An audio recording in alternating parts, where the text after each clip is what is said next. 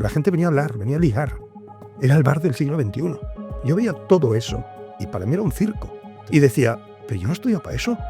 Que el músculo es capacidad, es libertad. Es uno de los tejidos con más capacidad adaptativa del cuerpo. Quitabas la piel a un cadáver y te sorprendías que no es capaz de decir la edad. La edad estaba en la piel, pero es caprichoso.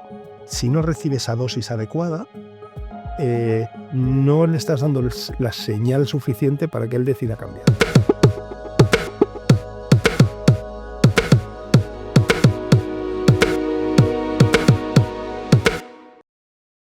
Bienvenidos a este segundo episodio del podcast. En este caso vamos a hacer algo inverso. Es la única vez que creo que vamos a invertir los roles y en este caso, siguiendo la misma línea del primero, con Luis, él me va a preguntar a mí. Ahora voy a ser entrevistado porque creo que es importante, después de todo lo que hemos visto en el primer episodio, vale, pero ¿qué hay detrás de todo esto? ¿No? Me has dejado la boca un poco, ¿no? El cosita aquí, pues quiero saber de dónde proviene todo esto, ¿no? Entonces, Luis un poco va a tirar atrás, incluso antes de que nos conociéramos, ¿no? Exactamente. Y bueno, va a guiar un poco este podcast, va a ser... Cambiamos los roles. Vamos a cambiar los roles un poquito. Exacto. Pues nada, oye, bienvenidos al segundo episodio del podcast. Y en el primero ya, bueno, pues explicamos un poco pues cómo nos conocimos, cómo nos encontramos y un poco la historia, pero ahora vamos a hablar de ti y de la esencia del proyecto, ¿no? Es decir, me gustaría conocer, ostras, tu recorrido personal, desde cuando empezaste a sentir que el gimnasio quizá más tradicional que todos conocemos no era lo que tú buscabas o no comulgabas excesivamente. Y bueno, en fin, tú mismo, Lucas, o sea, ¿cómo? Mi historia es un poco, bueno, no sé si es raro o no, pero es curiosa cómo te lleva como al final en la vida acabas haciendo algo que... Yo iba estudiado para ingeniería. ¿Así? Sí, eso no lo sabías, No, ¿ves? joder. Yo no llegué a hacer ingeniería, pero yo estaba en la opción ya en bachillerato, en BUP y COU, que en nuestra época, todo con mis amigos de institutos, tanto son ingenieros o puentes y caminos o tal, ¿no? Qué bueno. Entonces yo para ingeniería. Pues, me gustaban las matemáticas, sacaba buenas notas, tenía tal, me era fácil, las cosas no me eran difíciles. Pero luego pasó una cosa, yo era nadador profesional. Nadador. Nadador de Montjuic, luego fiché por el Sabadell. Sabadell es uno de los clubes, sí, que de saber, ¿no? Que es de tradición de natación. Teníamos olímpicos, pues y estábamos ahí, éramos campeones de España. Yo a los 16 años ya fue el 10º de España absoluto, imagínate, siendo de mi edad, estamos entre los primeros de mi edad. Pero llega un momento que ya me quemé, ¿no? Pues decíamos, nosotros nos quemamos, ¿no?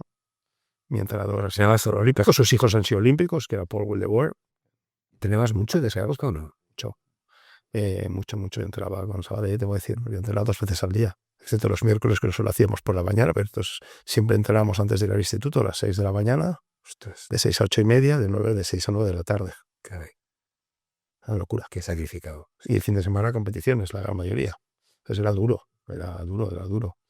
Y bueno, tiene una parte buena, te enseña un poco Disciplina. la disciplina esta, ¿no? De que la vida no es todo es tan fácil y eso siempre hay que agradecerlo. Luego le coges otras fobias, ¿no? Pero está bien, ¿no? Y ese background, podríamos decir, de natación, junto con tal, me gustaba el ejercicio, me gustaba entender por qué todos esos cambios que había. Entonces tenía algunos compañeros, algunos también del mundo del ejercicio, hostia, pues tienes que hacer INEF, que era época a las ciencias de la actividad física. Y a último momento cambié y cogí la carrera de ciencias de la actividad física. Curiosamente, cuando ya tiro atrás, en mi primer libro que hace 13 años, es Fundamentos de la mecánica del ejercicio. He trasladado ese instinto de ingeniería al mundo del ejercicio porque no había nada ordenado, ¿no? En la ingeniería, la bioingeniería, que es todavía más difícil porque son cuerpos muy complejos que no son... Sí, son anisotrópicos, o sea, son con el hierro, y puedes, cuando haces aleaciones, cuando buscas aleaciones es complejo, pero nuestro cuerpo es una aleación súper compleja, es muy difícil, es biología pura. Ya, perdona que te interrumpa, Lucas, pero ahora me viene a la mente una anécdota muy curiosa. Tú estudiaste con unos amigos míos que son matrimonio, Borja y Ada. Entonces, hablando de estos amigos, me decía, Lucas, pero experimentaba con su cuerpo. Es decir, de repente engordaba, y luego perdía peso, luego tal, porque experimentaba. Podemos colgar fotos, en la colga ahí yo tengo fotos cuando bajaba porcentajes de grasa. Para la época hay muchos más datos, pero analizaba todo, estaba hecho o sea, una bestia de todo. La parte de bioquímica, pero bueno, faltaba mucho conocimiento, pero bueno, pues a razón de todo eso, claro, cuando yo acabé mi carrera, pues te piensas como todo, ¿no? Cuando acaba que sabes mucho, ¿no? Porque sí que es verdad que yo sacaba las mejores notas en las asignaturas más difíciles, en fisiología, en mecánica, en biomecánica. Yo hice ejercicio, hice eso para ir con una carrera. No es para esto, pero mi sector, pues en esta carrera mucha gente lo hacía porque le gustaba el ejercicio, seamos sinceros. Aunque tengo compañeros que entrenan conmigo, vienen a entrenar conmigo, Óscar, que ahora estaban hablando, y esto, pero muchos, pues no les gustaba estudiar. Yo me gustaba estudiar, me gustaba aprender, y era curioso, ¿no? Te gustaba y te gusta, porque sí, te gusta y es estudiar. Curiosamente he aprendido mucho más, he seguido intentando entender el cuerpo, porque siempre digo lo mismo, ¿no? Igual que un carpintero tiene que saber de maderas y de las propiedades de la madera para colocarla en el sitio oportuno, en el momento adecuado, en el clima óptimo. Nosotros hemos de saber de fuerzas, porque el ejercicio es recibir fuerzas y de estructuras. Lo haces a un cuerpo humano que tiene una respuesta X, ¿no? Entonces eso te lleva a tener que estudiar mucho. Y que nunca el cuerpo al final te deja en evidencia, porque cada día te llegan casos que no les puedes ayudar porque cada biología tienes... Entonces, la gente ve lo difícil, yo también lo veo lo bonito, son desafíos continuos. Luego a una persona le va bien, al otro tal, entonces cada día cada cliente te pone en su sitio, porque no es tan fácil, ¿sí? Un día estás contento por haber conseguido, aplicas lo mismo al de al lado y no te va. Entonces eso te requiere... Bueno, ¿qué es lo bonito de nuestro sector? La gente, mucha pasión en esto, es igual que los médicos, que también para mí es la medicina de la salud, ¿no? Es de la prevención, es muy importante, ¿no? Bueno, tuyo es vocacional, ¿eh? Sí, es vocacional. Otra cosa es que luego integres esto con la parte empresarial, porque el vocacional siempre tiene ese problema, ¿no? Siempre tiene el problema. Entonces hemos tenido que hacerlo llevarme al otro lado para poder llevar esto escalado y que sea algo bonito y grande, ¿no? Pero la historia es, yo monté gimnasio. Cuando acabé la carrera, O sea, cuando acabaste INEF, sí montaste el gimnasio. monté un gimnasio. Convencí a mi papá, hipotecó la casa, en la cual hace poco estaba, vuelvo en el episodio 1, ¿no? Que los tres que éramos, habíamos hipotecado, de alguna manera, hipotecado casa de familiar. Con lo cual te lleva una doble responsabilidad, no solo tuya, sino por un tercero, al cual si no lo consigues pagar, claro, pues lo quitan todos, ¿no? De lo cual es una presión muy grande. Ya. ¿Qué pasa desde la época feliz de la facultad tal a de repente encontrarte con el mundo? ¿Sí? Y ocurre el mundo. Sí. El cliente aprende muchas cosas. Es cuando aprendí más. Entonces, esos años donde el cliente lo que buscaba es su interés, ¿no? Entonces, tú tenías que buscar el interés común para poder tirar adelante y poder pagarlo todo, ¿no? Pero ahí me di cuenta, me di cuenta de muchas cosas. Primero, que no sabía tanto como creía. Tenía la base, ¿sabes? Muy emocionado, con mucha energía, pero nadie me guió, me pegué tortazos. Bueno, Incluso sabes que la primera parte del empresario, sí, cuando eres joven, de pasión, que es muy bonita, pero desenfocas por todos lados y entonces te encuentras algo que ya estaba construido. No lo construí yo, compré un gimnasio, que era el gimnasio del Hotel Meliá Barcelona.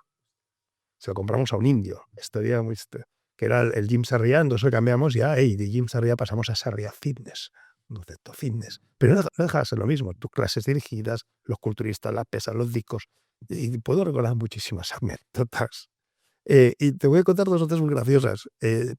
Habían culturistas que venían de otro sitio y en época ahora ya todo ha quedado muy esto, ¿no? Entonces decía, pero esto, que vienen aquí en salud, que esto es un geriátrico, aquí se tiene que levantar peso. Entonces, como la liaban parda, estaban horas y horas, cada día, 3-4 horas, era como un sitio social donde ellos veían, el resto de gente lo asustaban. Yo quité las pesas, las mancuernas más grandes, las de 30 para arriba, que ahora ya sería impensable tener mancuernas de 40, riesgo para mucha gente. Bueno, en tu área de la gente que realmente está muy entrenada, iba eso, ¿no? Una de las razones que me da un shock, algún día montar un gimnasio no tengo mancuernas. ¿Verdad? Slowfit no tiene mancuernas.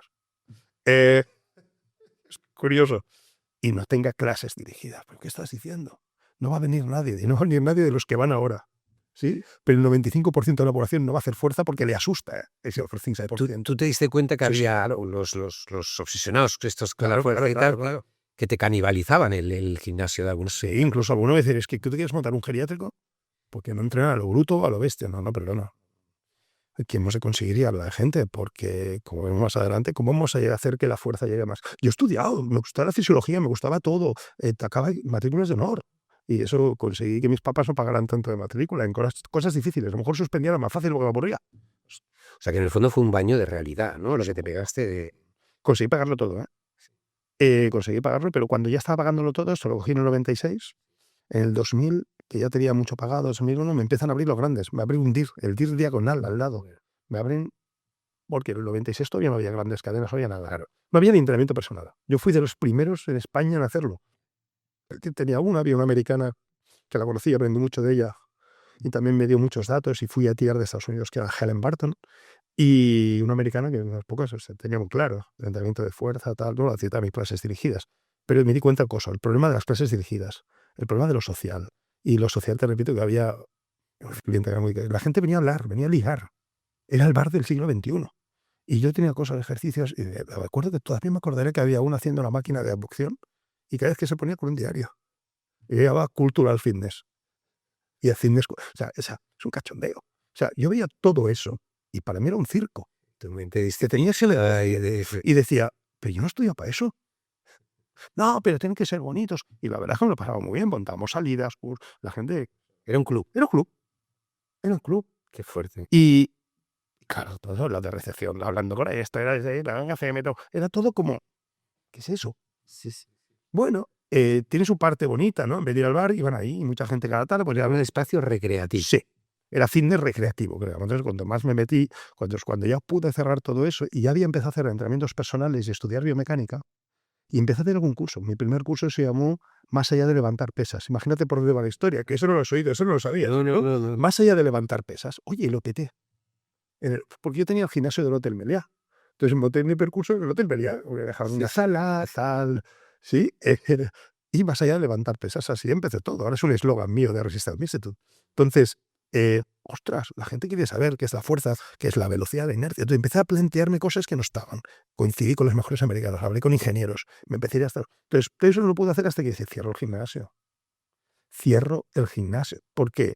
Pagué todo, mi papá le pude pagar todo y ya estaba haciendo entrenamientos personales con lo que podía. Y me di cuenta que había un tipo de gente Que sí. que sí quería esto. Conectaba con eso. Modelo. Y quería como, entréname en medio de la sala de la marabunta, entréname a mí. Jolín, tenía bastante gente ya. Entonces cerré y monté un estudio de entrenamiento personal. ¿Ese fue el de la calle Beethoven ya? No. No. En Travesera de Gracia. Ostras. 15, antes de que tú llegaras todavía. Ese fue, mira, yo creo del 96 al 2005. El 2005 cerré. 31 de diciembre del 2004. Sí, sí. Incluso, te digo, antes de cerrar, un cliente enfadado dejó un cagarro en una ducha. Sí, sí. Como venganza, dejó el cagarro ahí. Me imaginarás que encontró un cagarro. Había sido el mismo que había puesto. Como porque yo cerraba.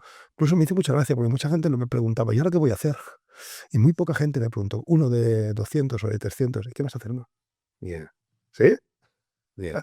¿Le cuentas tú te puedes ir al de al lado? Bueno, te das cuenta de la gente, exacto, busca lo suyo. Exacto.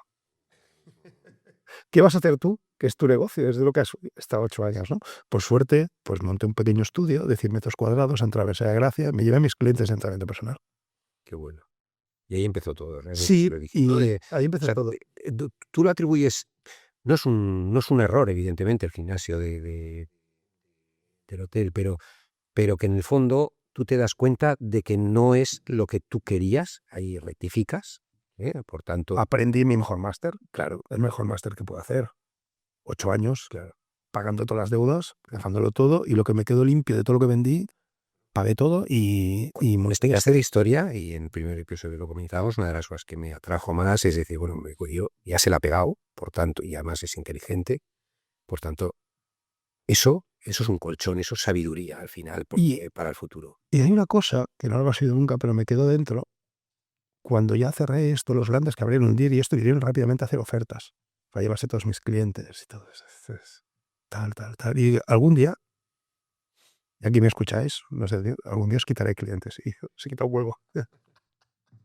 Algún día se debe de haber un problema. Y ahora precisamente, vuelvo muy adelante, pero luego seguiremos atrás. Hace pocos meses han abierto un fitness park en la Illa, al lado donde estamos. Ajá. Y cosquillas. ni cosquillas, pero no es bueno ni malo. Es otro público.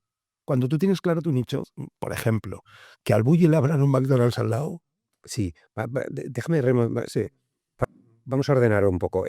Estamos en el local este de 100 metros donde tú empiezas a hacer los entrenamientos personales. Exacto. Y allá, Mientras mantenía mi formación, sí, todavía lugares, pero luego cogí el local de arriba para dar cursos arriba, pedía el local de arriba para dar cursos y el de abajo, entonces, no se llamaba ni Pro Training. No me acuerdo, hostia, me he olvidado el nombre.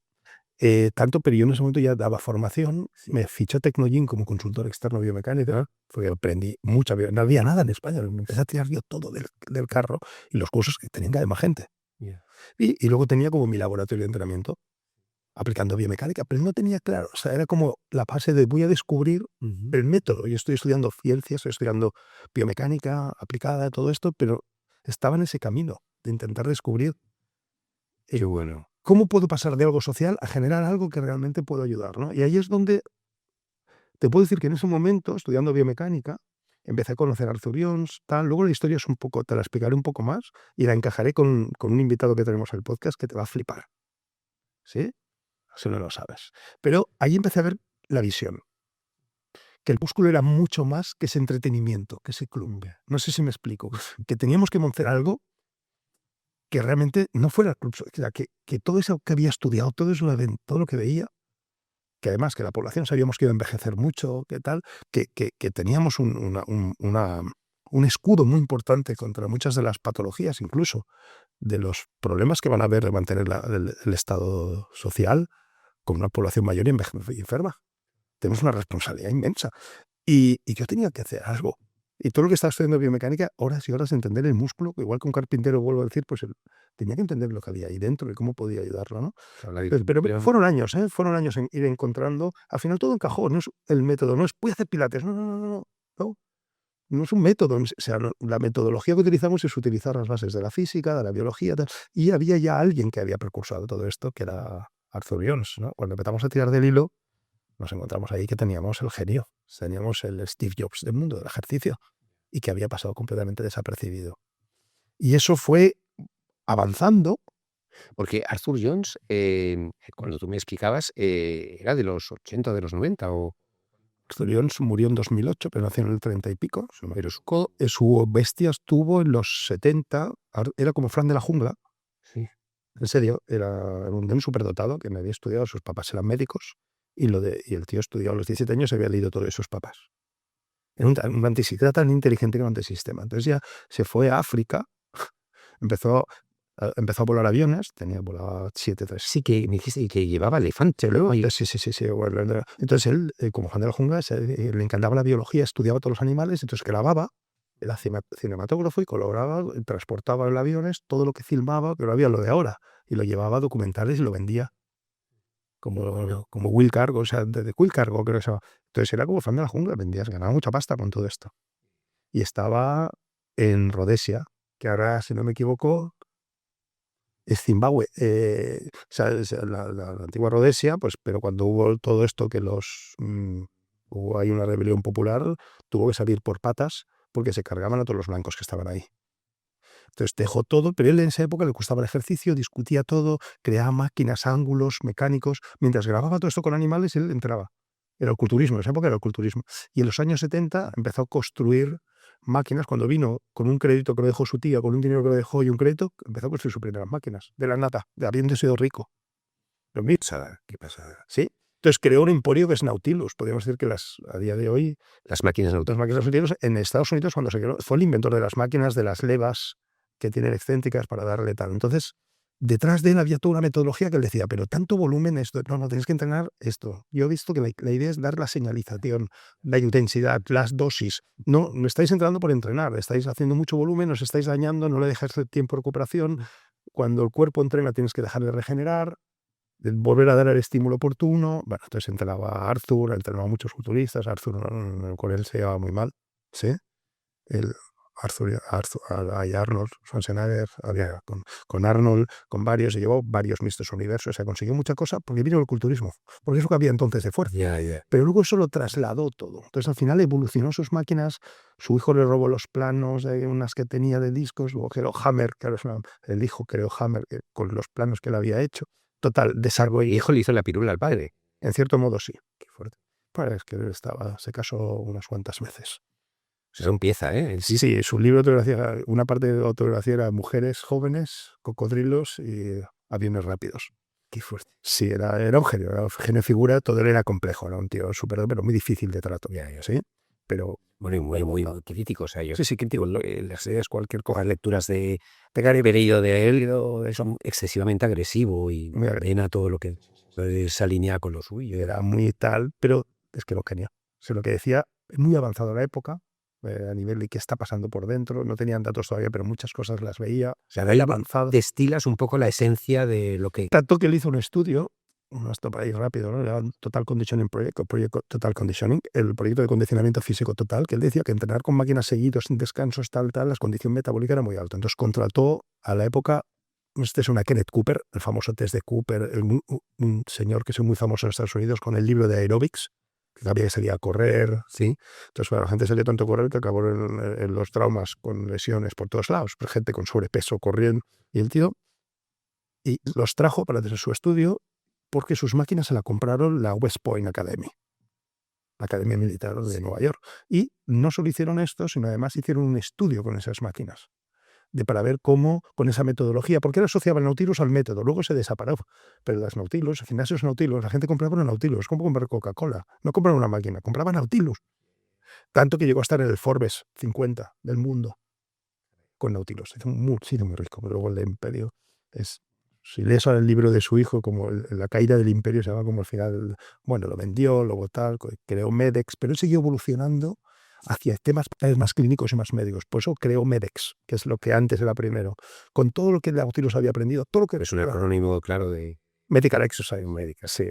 Porque hizo la versión médica, porque él decía que los problemas de espalda eran muy graves. Bueno, la máquina que me enseñé, que me sedujo a mí cuando los conocimos. Y creó una locura, una máquina que fue mítica en cierto aspecto, ¿no? Y revolucionó, tenía muchos médicos contratados, muchos ricos, o sea, hizo muchas investigaciones en tal, evolucionó mucho todo esto, y al final cuando tiras del hilo, aunque murió, luego siguió mucha gente, una escuela, que no es la Wader, que no es la de culturismo, siguió, aunque él tenía una versión de culturismo, porque él empezó en culturismo, y una versión que se llama Heavy Duty, que Mike Mentzer, que es un Mister Universo, que dentro del culturismo se conoce, pues viene de él, casi todo detrás tiras del hilo y viene de Arthur.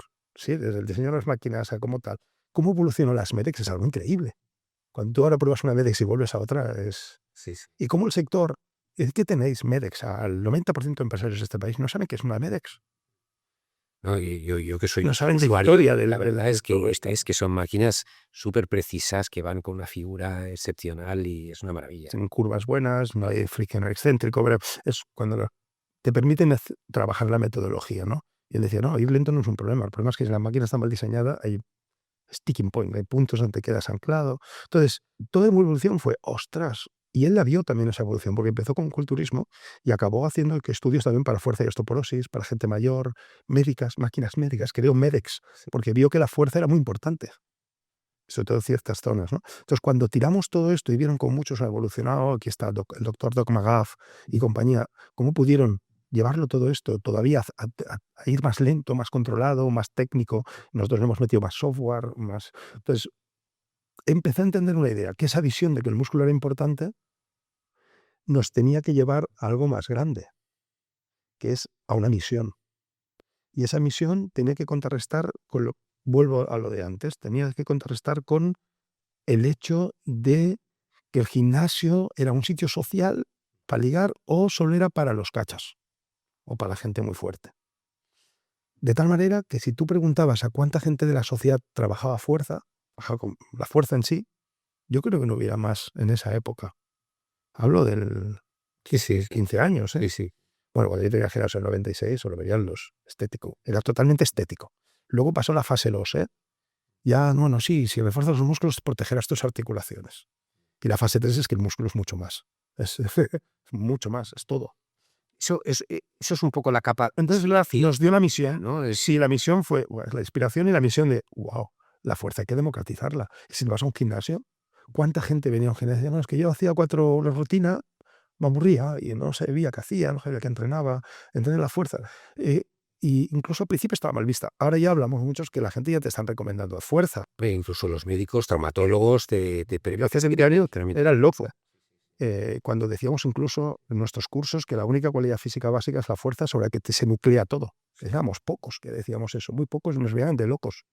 Entonces, porque todo depende de la fuerza, a nivel de concepto físico, me venía de la ingeniería, o sea, de infraestructura, ¿no? bueno, de la fuerza, quiere decir que estamos tolerando fuerzas. La ingeniería es una estructura que tolera fuerzas. Nosotros somos una bioestructura que tolera fuerzas. Y si le aplicamos fuerzas a alguien para que hagan bien su cuerpo, hemos de saber conocerlas, ¿no? Y ha sido nuestra obsesión. Entonces, llevarlo a lo otro es cómo puedo hacer, que, sabiendo que es tan importante que el músculo es un tejido vital, cómo podemos democratizar eso. ¿Cómo puedo hacer algo con alma que no sea, te vende un espacio, tienes un espacio, tienes muchas Unas máquinas y ya buscar. tienes cosas y ahí te buscas, tienes un monitor que te da pero no hay una esencia, o sea, no hay un alma, no sé, si lo comparo humildemente con el Bulle, o sea, él creó todo, la preapertura, el preacto, él creó toda una historia que era un menú de degustación. La gente cogía primer plato, el segundo, menú de degustación, ¿qué es eso? O sea, cuando ellos crearon toda la historia, pues había un alma, ¿vale? Que no es para todos, ¿no es verdad? Es verdad, mucha gente decía, es que yo quiero entrenar a mi manera, pues a lo mejor con los Windows así, porque tenemos una metodología muy clara. Bueno, pues es libre, el país tiene, pero si queremos democratizar hemos de conseguir que cualquier persona pueda acceder. Y lo que me da mucho miedo de mucha gente es lo que decías de tu mujer o algo así, o de, no, es que yo no soy deportista, yo es que no soy muy patoso. Yo es que no me atrevo, tengo miedo, y si me lesiono. Es que no sé hacerlo, es que es muy difícil, digo. A ver, un cuádriceps. Que nunca ha pisado un gimnasio. Claro. Y la imagen que tienes, claro, entonces te dicen, es que yo soy muy patoso, pero tú tienes cuádriceps. A ver, el cuádriceps, si tú eres capaz de estimular los extensores de rodilla, hazlo de la manera más sencilla posible, pero no tienes que hacer algo súper complejo para esto, digo yo. O sea, digamos que llega un momento en tu vida que tienes todas las piezas para encajarlas a una misión y visión que tú tienes clara. Y que también tienes claro lo que no quieres, que fue la experiencia previa. Clases dirigidas, música, claro, cosas desconcentradas, o sea, todo. Queríamos algo que fuera clínico. Yeah. Pero no clínico del aspecto voy al hospital, no, es un clínico preventivo, o sea, clínico desde el aspecto que para nosotros el ejercicio es como una vacuna, como un medicamento. Tú tienes una concentración, una dosis y una frecuencia, ¿no? Si el medicamento es bueno o malo, bueno, pásate de concentración, pásate de dosis y de frecuencia y vas a ver qué divertido va a ser el medicamento. Pues lo mismo pasa con la fuerza, claro. ¿Sí? Entonces, esto cuando se hacía tan aleatoriamente, poniendo la placa que te sale del catapum, qué peso esto, qué progresión, sin tener una metodología que te dé datos para ver cómo estoy evolucionando, para mí es entrar a ciegas, como conducir a ciegas. No sé cómo lo ves. Es fundamental tener objetividad y que puedas monitorear y que lo pueda hacer cualquiera. Tu tendencia, y que lo pueda hacer cualquiera. Cualquiera, no solo el más. Sí. Cualquiera debería tener esa metodología cuando entrenas, ¿no? Yo me pregunto cuando formamos entrenadores, pero tú qué control llevas. No, voy a poner. No, que cambien, no mucho, que tenga variedad, riqueza neurológica. Pero yo no estoy aprendiendo gestos, estoy yendo al tejido.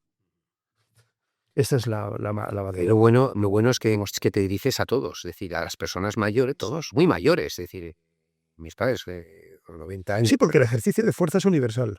Exacto. Porque el ejercicio es universal, la recreación es específica. Claro. Quiero decir, el ejercicio es general y universal. No es divertido. Para nada. Y es físico, no mental, aunque tiene su parte mental, lo entiendo, pero el objetivo es físico. ¿Por qué digo que es general? Porque todo el mundo debería beneficiarse de ello, cosa que a lo mejor la recreación, oye, a ti te gusta el básquet y a mí me gusta el golf y a mí no me gusta el golf, me gusta la bici. Eso no es general, es individual. ¿Sí? Está claro. La recreación es algo individual. El ejercicio es general, significa. Y y además de ser general, es universal. Quiero decir que tú tienes una técnica para el básquet, pero tú tienes un cuádriceps y el de al lado tiene otro cuádriceps. Y esa misma forma se ejercita igual. ¿Me explico? No. Entonces, eso es lo bonito. Sí. Si se hace bien, es así, ¿no? Lo que pasa es que sí que tiene una parte que no es divertida. cuando alguien se me enfadó, mucha gente me decía que el ejercicio no es divertido. ¿Cómo que no es divertido? El fin es recreativo, no, no. Si es divertido, pierde una esencia, pierde o la eficacia, o la eficiencia, o la seguridad. Si quieres conseguir ese ambiente clínico. Entonces esa es la parte que tú cuando entraste ya estábamos con todo, cocinando todo eso. Claro. Claro, entonces llega un momento, vale, que tienes todo esto y que tú tienes tu proyecto, tú ya lo visualizas. ¿Qué visualizas? Es decir, ¿qué es lo que quieres? Vale, para democratizar la fuerza, nosotros teníamos, para mí, se basa en 3 pilares muy importantes, ¿vale? Y luego tenemos alguno más, que sea eficaz.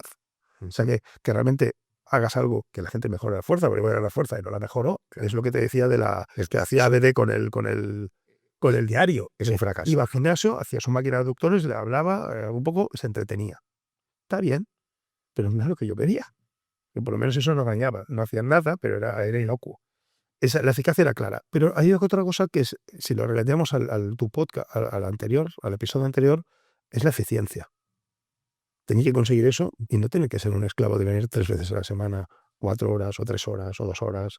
Y con poca inversión, La dosis mínima efectiva. Claro. Necesitamos datos, investigación que me dijera dosis mínima efectiva.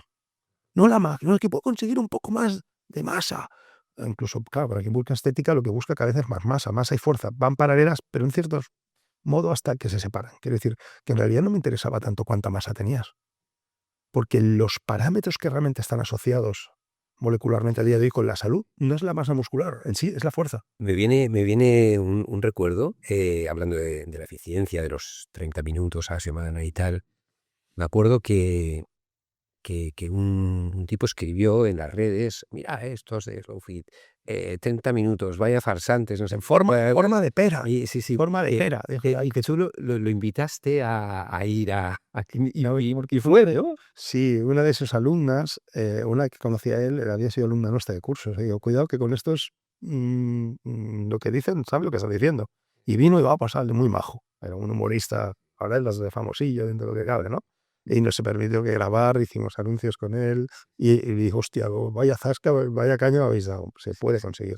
Claro, pero muchas veces confundimos eso, ¿no? El tiempo de entrenamiento. No, pero si tú identificas bien, ¿quién lo hubiera dicho hace 50 años que podrías ir de Barcelona a Madrid en 2 horas? Está claro, está claro.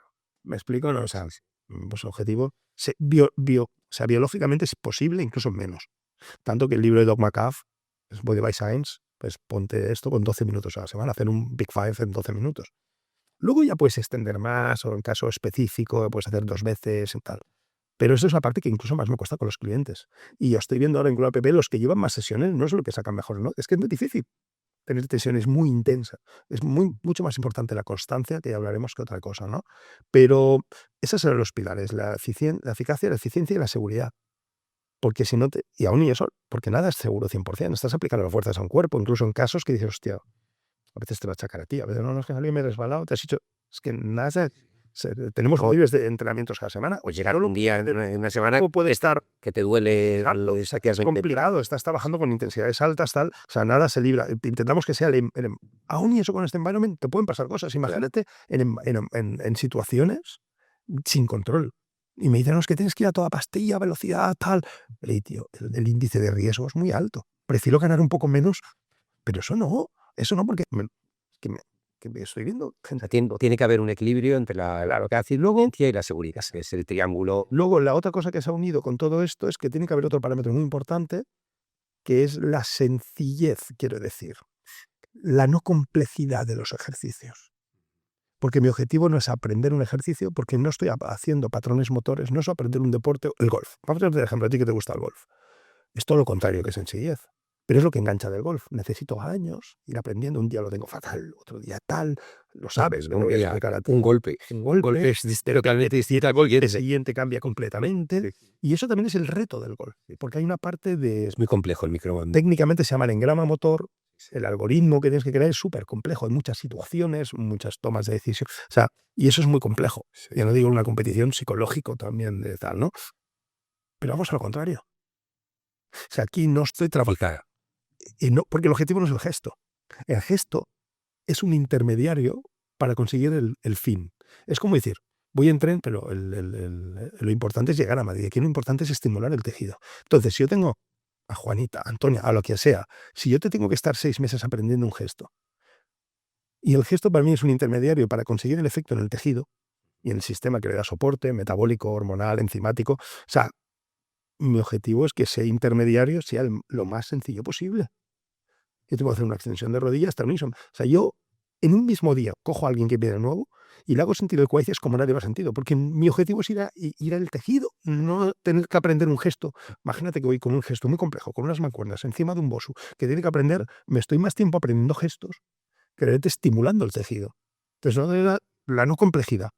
Entonces, a partir de aquí, Lucas, o sea, tú esto lo tienes claro. Ahora, ¿cómo lo implementas? O sea, necesitarás un tipo de máquinas, necesitarás, Claro, bueno, ahí para hacerlo sencillo, pues, bueno, pues memorizar los datos específicos de cada persona para regular la máquina para la próxima sesión, cómo comparar los datos efectivos, objetivos entre sesiones para poder expresar esas tendencias, esas mejoras y demás. O sea, ¿cómo lo unes todo? ¿Cómo lo unes todo para decir, vale, este es mi modelo de implementación que yo que lo conozco, no podemos hablar de un modelo, sino hablamos de una evolución, porque ha ido cambiando con el tiempo, pero hay un punto de partida. y sí, hay un núcleo que es el mismo siempre. Es eso mismo que te estoy diciendo, que las sesiones tienen que ser cortas. Sí.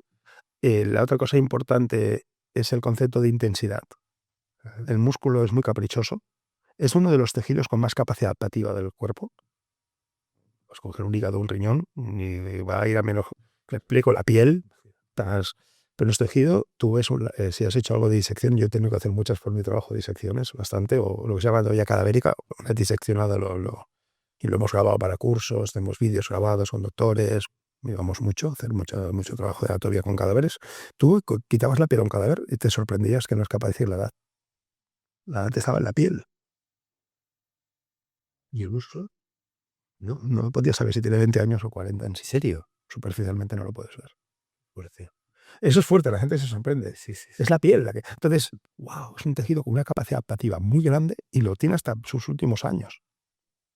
El tejido conectivo tendónicamente es diferente, es más lento, pero esa capacidad que tiene el músculo de adaptarse es brutal, pero es caprichoso. Si no recibe esa dosis adecuada, no le estás dando la señal suficiente para que él decida cambiar. El cuerpo se basa en eso, pura adaptación. ¿Por qué? Porque es un tejido biológicamente caro, que cuesta mantenerlo. Y el cuerpo ha tenido nuestra esencia de historia de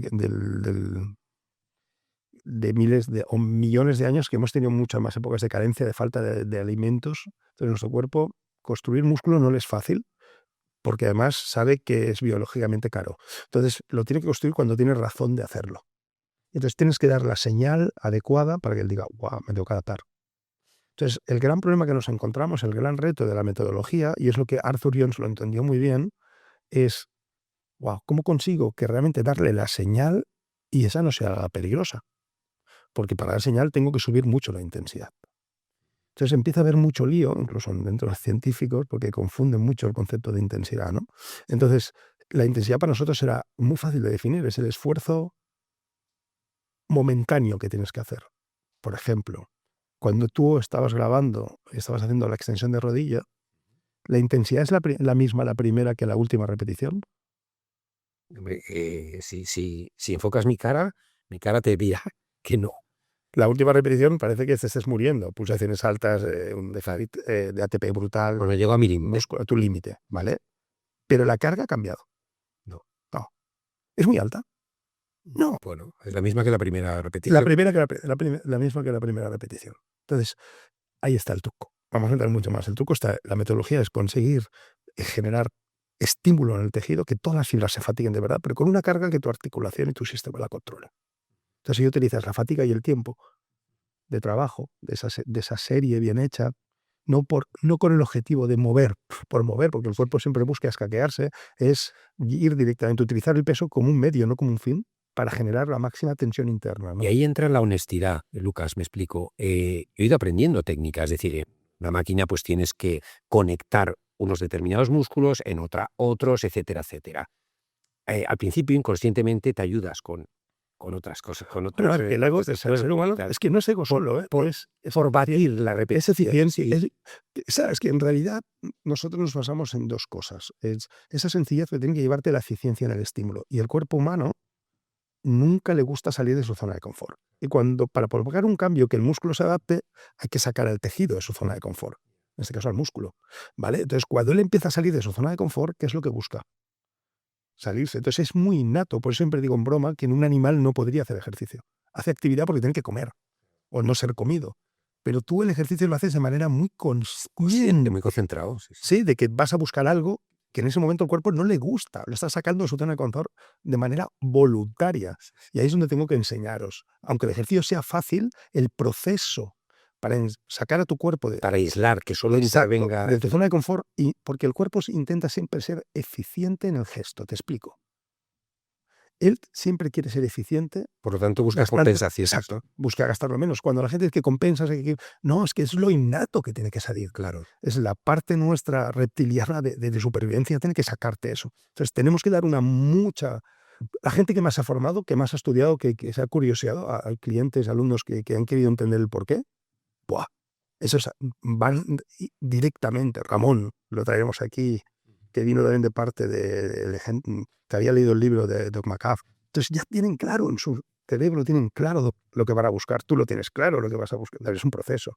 Pero mucha gente, a día de hoy no estamos pasando, que hay un fenómeno de ganar la fuerza, vienen, pero todavía no lo han procesado. ¿Sí? Se piensan que está lo bucólico de... Entonces, eso sí que tiene que estar.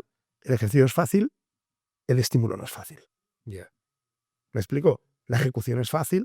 ¿Qué hemos conseguido hacer? Pues hemos pasado del papel a la pantalla, de la pantalla a sensores, a gamificaciones, a cosas que te obliguen. El paso de los sensores fue brutal. No obligó que mucha gente... No puedes hacer trampas. No. No puedes hacer trampas porque te delata. Exacto. Por dónde has pasado, a qué velocidad has pasado respecto a la referencia, con lo cual estás... o sea, es que tienes que copiar realmente al referente, al movimiento referente. ¿Tú te acuerdas? Tú has vivido conmigo todo el año que me costó el desarrollo de los sensores. Y luego tiene otra que, claro, todas las máquinas, un movimiento, un ciclo es ida y vuelta. Entonces, claro, hay un momento que tú puedes descansar, entre comillas, unas décimas y demás. Con los sensores, ¿no? Porque no te permite llegar al tope de la máquina, con lo cual estás en tensión continua. Esto es más. Ese es el objetivo. Sí, sí. Porque el objetivo tiene que ser conseguir la máxima tensión interna en relativa a la tensión externa. O sea, no tienes que cargar mucho por fuera para conseguir por dentro. La carga tiene que estar, sin carga no hay tensión. Pero que se haga un match lo más posible entre lo que voy fuera. Si la gente aprende a conseguir mover la máxima carga externa, pero que no venga por máxima tensión interna, sino porque aprende a hacer trampas, a descansar donde hay que descansar, sí que mueve más peso, sí que acaba consiguiendo más, pero eso realmente se refleja en que hay más estímulo interno. O sea, cuanto más puristas seamos, que la carga que haya se convierta en estímulo, es mejor. Porque si no aprendes a mover más carga con menos estímulo. ¿Sí? Eficiencia en el gesto o eficiencia en el estímulo. O sea, vamos al revés. Es contraintuitivo.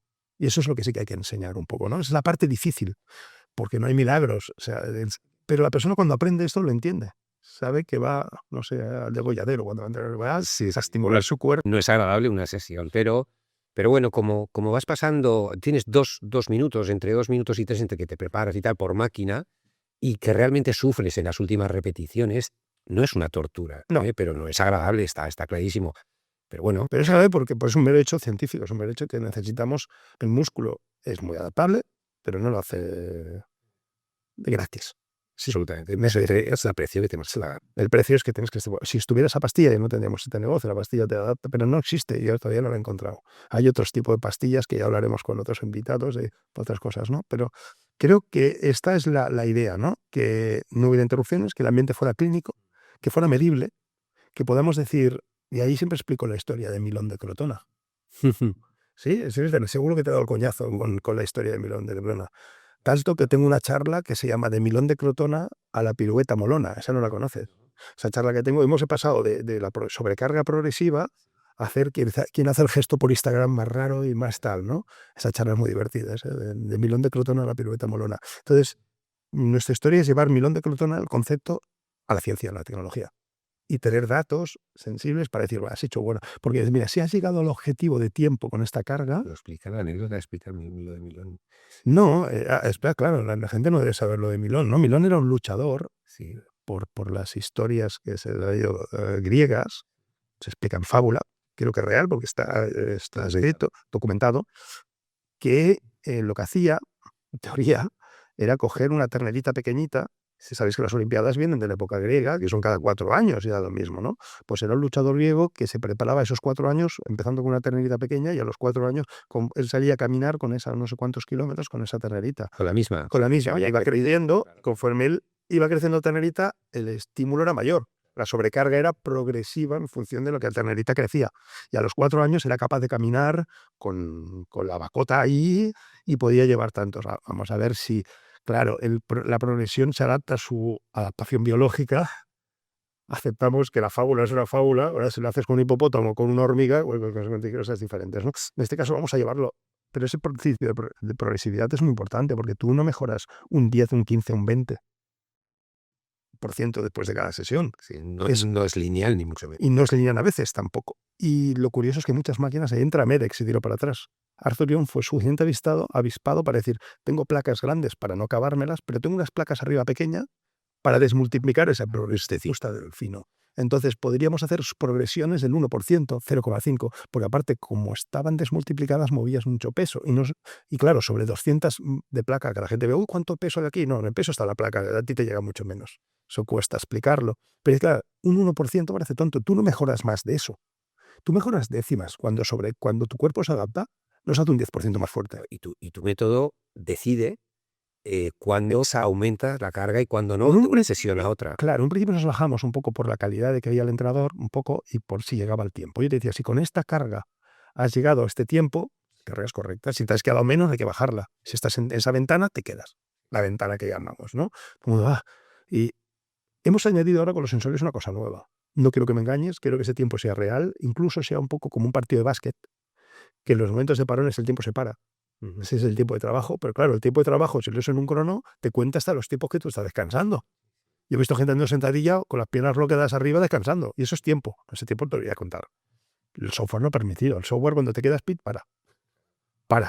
No me cuenta. No te cuenta, se cuenta descansando. Entonces, si llega ese tiempo, entonces te puedes subir la carga, ¿vale? En un porcentaje pequeñito que nos decimos, ¿vale? Incluso ahora estoy creando un algoritmo que no lo sabes, que en función cuánto se aleja de ese tiempo objetivo te va a subir más o menos. Qué bueno. ¿Vale? Ahora es lo último que tengo en mente, ¿no? Pero lo último que hemos añadido, o añadimos con los sensores... Los que no harás nada para hacer el ejercicio agradable, eso ya No, es por principio. eso no, pero Los para que muchas harás. veces la historia es que nos encontrábamos, yo el primero y muchos de nosotros, que al final el cuerpo, como aprende, su objetivo es llegar a ese tiempo, consigue hacer las trampitas, que ahora con los sensores ya se acaba, ¿vale? Y lo bueno es que además te da una calidad. Ahora no te sube, o sea, ahora para subirte de carga, para hacer ese principio de progresividad, tienes que haber llevado la vaca los kilómetros suficientes y haberla llevado bien. Es decir, si no llegas a 75 puntos en nuestro score de calidad, no te va a subir, aunque independientemente del tiempo que hayas logrado. Es que he llegado al tiempo, pero has hecho mal. Explica un poco las componentes de este score de calidad, que es lo que te dice al final de la sesión, Bueno, al final de cada ejercicio. Tú tienes un score de calidad del ejercicio que te está diciendo que bien has seguido el ritmo, o sea, que cuánta trampa has hecho. Y eso te da una calidad por ejercicio. Luego tienes una posesión. La sesión... Bueno, no solo la velocidad, sino el número de repeticiones, o sea, el tiempo también, ¿no? Bueno, pero eso es el de la sesión. Vale. El de la sesión, tú tienes el del ejercicio, eso te cuenta lo bien que lo has hecho, o sea, que bien has seguido el ritmo. Eso te da un score de 0 a 100, ¿vale? Y es el 75 que te digo. Esa es la calidad. La calidad, sí, lo que es la calidad del score de ese ejercicio. Pero el session score, el de la sesión, te incluye en un porcentaje muy alto la calidad. De cada uno de los ejercicios. La media de calidad de cada uno de los ejercicios. La densidad, que es una cosa que iremos hablando tiempo, no es lo mismo hacer, no sé, 20 minutos de ejercicio real. El tiempo que te estás entre máquina y máquina es claro, en total es la ecuación que hay, o el cociente que hay entre el tiempo total y cuánto realmente has entrenado. O sea, te dirá el 50%, pues la mitad del tiempo te lo has pasado entrenando, cuidando la máquina, y la otra mitad cambiando de máquina. Incluso ese tiempo que te paras pasa al otro lado del algoritmo, o sea, se pasa al otro lado de la cuestión, ¿no? Entonces, esa densidad es importante, porque cada punto de densidad más arriba del 55-60 metabólicamente es un esfuerzo. No es lo mismo llegar al último ejercicio con una densidad más alta que habiendo descansado mucho. La gente es que sí, mueves menos, bueno, muevo menos peso, pero al final vuelvo a lo mismo. ¿Qué estímulo hay final? Si metabólicamente no tienes un gran déficit y puedes aguantar, me llevo varios trabajos. No es cuestión te voy a explicar, iremos entrando en esto, pero este equilibrio entre estrés mecánico en el músculo y estrés metabólico, que he tenido un déficit de energía para poder mantener esa tensión, eso y el daño muscular que generas con todo esto es lo que genera que el cuerpo envíe señales, ¿sí? Entonces, si yo hago solo una repetición que dura poco, sí que envía unas señales, pero el estrés metabólico no es tan elevado y no llegas a todas las fibras. Bueno, la idea es que al final tienes una media de cuántos ejercicios he logrado el objetivo. Perdona, me perdí un poco. Calidad, densidad y luego... Y objetivo. Vale. Objetivo es, por ejemplo, si yo he conseguido que el siguiente día me suba carga, es una flecha. ¿Para arriba o para abajo? Para arriba es que he conseguido el tiempo objetivo con la calidad objetivo. Ajá.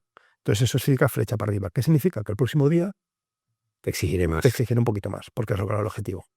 ¿Vale? Entonces, en función de cuántos objetivos has logrado en esa sesión, qué densidad y qué media calidad, te sale un score. Lo que es difícil entonces es que en sesiones consecutivas cumplas constantemente los repetidos. Llega un momento que eso cuando no puedes. logras una subidita de carga, Sí. es posible que en la siguiente sesión no consigues el tiempo objetivo porque vas con más carga. Pero a lo mejor lo puedes hacer con más calidad también. Lo haces con la mejor calidad que puedes y a lo mejor el día que ganas fuerza, que has hecho ese cambio, esa adaptación, ¡pap! Pues eso es muy importante para nosotros, que cuando entrenes el proceso oculto del descanso, de la recuperación sea clave. La nutrición, el descanso, pues tú le estás dando como una vacuna el estímulo, pero luego el cuerpo tiene que entrenar, no te hace más fuerte. Claro. Entrenar te debilita, en realidad. Lo he medido, ¿eh? Yo te hago un test de fuerza. No, claro, si tú vuelves a hacer el ejercicio después de haber entrenado... No, esto es sentido común, no lo mueves. O sea, sí que es verdad que es falso. Entrenar no te hace fuerte en el momento porque te debilita y el cuerpo se adapta a eso. Dice, voy a prepararme para eso. Pero para prepararse necesita sus comidas, sus ladrillos, sus proteínas. Toda esta medición que comentas y demás, que forma parte de tu método, o sea, de cómo interpretas... A veces lo hablamos con David y esto, decimos que el método... Sí, hay una metodología, pero es decir, la historia es la unión de la física, la fisiología, al final te lleva a esto. Si esto es un estímulo, no entrenes lo mismo 2 días seguidos, porque no has dejado tiempo a recuperar. Si el cuerpo, si el músculo necesita una señalización, si hay fibras, por desgracia lo que pasa es que una gente dice, yo he caminado, trabajo el cuádriceps, vamos a poner un ejemplo. Pero a lo mejor la mitad de sus fibras no han sido activadas. Quiero decir, tú imagínate el juego del tug of war, ¿sabes cuál te digo? El del calamar, el tirar de la cuerda. Sí. Tú imagínate que tú tienes todos tus músculos, las unidades motoras que te dan sus fibras son tíos. Entonces tú tienes una manera de hacer más fuerza, que es más tíos tirando la cuerda, o que cada uno de los tíos que tira, de las personas que tira, lo haga con más fuerza. Tienes las dos maneras. Que cada fibra genere más tensión y que más fibras estén generando tensión. ¿Vale? Esa es la esencia de la fuerza. ¿Vale? Si tú haces que la mitad de los tíos no entren nunca, camino a la fuerza, sí que es verdad que trabajas el cuádriceps. Te puede decir que trabajas la mitad de tus músculos. Eso no entrena, claro. Por desgracia, o no sabemos, la sarcopenia, que es la pérdida de masa, de fuerza y de masa muscular con los años, son las fibras asociadas a esas unidades motoras las que les cuesta entrar, las que no entran, las de alto umbral, las que entran en momentos de alta intensidad, las que se degradan con los años. Claro. Entonces hemos de conseguir... Porque no tienes tantas oportunidades en la vida para que entren en juego. Claro. Porque están diseñadas para esos momentos. Las de bajo umbral están siempre, te llevan de casa, te suben. Pero entonces yo salgo a caminar, hago sí, pero mucha parte del músculo queda poco estimulado. Ahí está la parte desagradable, pero yo te llevo a esas repeticiones finales porque quiero que entren esas. Y si tiro de la cuerda, al final muchos están cansados y obliga a todos los demás a tirar de la cuerda. Obliga a todos a tirar de la cuerda, a pesar de que la carga es la misma. ¿Me explico o no? Sí. Esta es un poco la historia. Vale, pues entendido. O sea, y entiendo además que todo esto, cuando nos conocimos, esta esencia tú ya la tenías. Sí, claro, eso lo teníamos. Lo que pasa es que no habíamos pulido todas estas cosas. Claro. Toda la tecnología, todo. Por ejemplo, contigo me acuerdo que hablamos, ¿cuál es el tiempo más idóneo? Pues si la carga era muy alta, te cansabas muy pronto, pero no era el tiempo suficiente de trabajo, entonces no mejorábamos. Digo, no, te lo alargo un poco más y tú, por tu tipo de fibras, vas un poco mejor, más largo, necesitas más tiempo de trabajo. Un salto cualitativo, Lucas, que es cuando pusiste la orientación, la referencia de la velocidad. Me acuerdo y en y en Slow Fit yo creo que forma parte de la marca incluso. Cuando tú estás en mitad del ejercicio hay un semiarco, ¿no? que te dibuja el movimiento.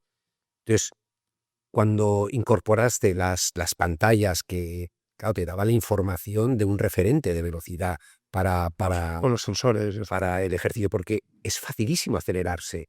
Y es un poco cuando inconscientemente sales de la zona de confort, Porque pegas tu picos, cuerpo busca pegas- transmitir mejor con los tendones, siempre busca economía. Exacto. Es normal, busca economía porque lo peor que puede perder el cuerpo, o sea, imagínate, analízalo esa parte biológica o antropológica. O sea, la motricidad es lo que le da a comer o le evita ser comido. Si él ve que pierde capacidad de moverse, entra en pánico. O sea, tienes que tener una intelectualidad muy grande para decir, no, no, me estoy muriendo, no estoy llegando, no puedo más, eso no se mueve, he perdido motricidad, he perdido capacidad de desplazarme, me van a comer. No puedo huir. No puedo huir y ese instinto está ahí. Entonces tienes que tener una parte cognitiva muy grande para decir, no pasa nada, yo voy ahí, he perdido motricidad, pero el cuerpo busca todo esto porque en realidad es lo más lógico para él, es lo más eficiente. ¿Por qué voy a gastar voy a gastar los recursos de estas fibras que me quedan si son las de emergente? Pero es que yo te las quiero meter. No sé si me explico. Oye, Lucas, me parece que tenemos que ir acabando ya, porque Vamos hemos concluido ¿Quieres, se te ha quedado algo en el tintero que quieras explicar o que quieras Bueno, comentar? en realidad, vista esta misión, lo que queríamos es dejar claro, ¿no? El mensaje de dejar claro que el músculo es mucho más que entretenimiento, eso que Sí. decíamos al principio, ¿no? Que el músculo es capacidad, es libertad. ¿Y por qué digo que es libertad? Para los locos de que nos gusta la libertad, porque es dependencia. Una persona que es dependiente de la falta de que tiene un margen fisiológico, es dependiente de todo. Su vida se convierte en dependiente. Sí, se convierte en una persona que no es autónoma, es una persona limitada, que es progresivo. Ese margen fisiológico se va perdiendo, ¿no? Y es que no puedo Con la con la edad, edad, además. yo no puedo con esto. No, no puedes porque tu margen es más bajo, ¿no? Entonces creo que tenemos una misión muy importante, que es que conseguir que la gente sea consciente de que tiene un elixir de la eterna juventud, no porque te haga más joven el músculo, sino porque retarda la fragilidad y la pérdida de condición que consigues, que eso sucede con los años. Y puedes tener un margen fisiológico. Aunque la clave no es darle más años a la vida solo, sino que esos años a la vida darle más vida a esos años que tienes, porque estar muerto en vida para mí no tiene sentido, ¿no? Entonces la fuerza te va a dar una independencia, una capacidad y un potencial para hacer cosas que a lo mejor hasta este momento ni tenías, ¿no? Lucas, y la fuerza aplicada, por ejemplo, no siempre estamos en plena forma, es decir, o molestias o una lesión, etcétera, etcétera. Yo he tenido muchas sesiones contigo con lesiones que he tenido, a lo mejor parciales, Sí, cuando tienes la espaldilla o lo que sea, y que adaptas la máquina pues para que entre en funcionamiento, o sea, incluso con ejercicios de rehabilitación. Sí, bueno, y la parte que entraremos más con la parte de biología molecular y esto, porque no es lo mismo exactamente el tejido muscular que el tendón. Claro. Entonces el tipo de estímulo es un poco diferente. El músculo responde, como he dicho, de una manera. El tendón no tiene unidades motoras que le llegan, ¿no? Pero si lo bueno que tiene la manera que trabajamos, el tendón y muchos ligamentos y mucho tejido conectivo es muy susceptible a los picos, a los grandes cargas, a los cambios muy bruscos de velocidad y esto. Entonces, nuestra metodología, incluso muchas veces cuando ves que el dinámico tal, lo pasas a hacer un isométrico, lo pasas a ver que realmente el tendón reciba una señal, pero no que sea una gran carga, pero que logre al final adaptación, porque como todo tejido se adapta, ¿no? Entonces no quiero entrar mucho en todo esto, pero la ventaja de poder incluso trabajar lento, cargado y a fallo no afecta para nada al tendón. El tendón trabaja igual la primera repetición que la última, porque al revés, tan peligrosa es la primera que está fría. O sea, entonces, luego hay muchas cosas que nos dicen que entraremos, ¿no? No calentáis, ¿no? Porque hacéis cardio, ¿no? Entonces entraríamos en todo, porque bueno. Me puedo asegurar que se hace cardio. Se hace cardio y te puedo asegurar que no calientas, que achicharras. O sea, que es decir, que es todo progresivo. Porque la carga no es muy alta, ni los ejercicios son muy balísticos. No necesitamos todo eso que la gente considera, ¿no? Es curioso, pero es así. O sea, hay muchas cosas que se nos quedarán, pero bueno, supongo que para eso tenemos este podcast, ¿no? No sé si tienes algo. No, nada, simplemente que, bueno, pues esto que hay detrás de tu historia, evidentemente un aprendizaje, una rectificación sobre algo que probaste en tu vida y que dijiste, no, esto es lo que no quiero, y lo recondujiste, y luego una inspiración que has personalizado en Arthur Jones, pero que te has nutrido vamos, de muchísimos estudios y demás para llegar a conseguir el método que tú propones con una visión. Exacto. Curioso, ¿no? Sin peso libre, clase dirigida, sin barras, sin discos. ¿Qué es esto? No es ni mejor ni peor. Sí. Simplemente que se puede conseguir estimular el tejido de muchas maneras, porque el músculo no se entera si es una barra, recibe estímulos y transduce mecánicamente hacia adaptaciones, ¿no? Entonces, la clave es poder conseguir que cualquier persona, independientemente de su edad y condición física, pueda Democratizarla. pueda mejorar su fuerza y pueda hacerlo sin el miedo a muchos miedos que hay, ¿no? O sea, por ello. Teniéndole respeto, pero bueno. Y la clave un poco del podcast es que vayan entrando en muchos de estos casos, desde clientes reales a médicos, fisios, biólogos, lo que sea, para decir qué hay detrás de todo esto y qué importancia tiene la fuerza para todos, ¿no? Pues nada, lo dejamos aquí.